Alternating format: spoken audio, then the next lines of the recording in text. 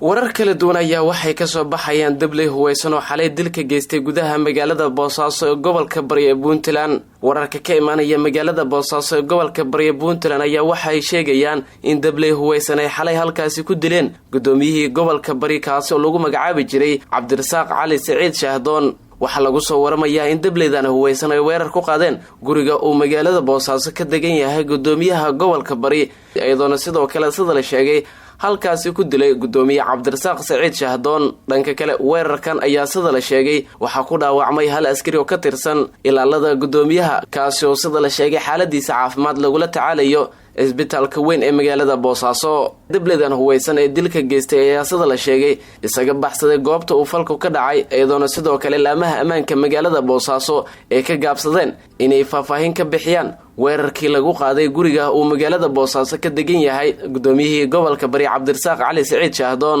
hoosan Helen ayaa waxay sidoo kale tilmaamayaan in dhacdadani ay la xiriirto guri ku yaala magaalada Boosaaso ee gobolka Bari kaasi uu leeyahay Beedaaje Maxamed Beedaaje Ismaaciil, kaasi oo sida la sheegay wasiirka amniga maamulka dowlad goboleedka Puntland iyo sidoo kale gudoomiye Shahdoon ay ku joojiyeen shaqo ka socotay. dhacdadan ayaa waxay sidoo kale ku soo beegmaysaa xilli muddooyinkii dambe magaalada Boosaaso gobolka Bari ee Puntland ay ku soo badanayeen dhalinyaro ku howlan falal ammaanka liidayga ku ah.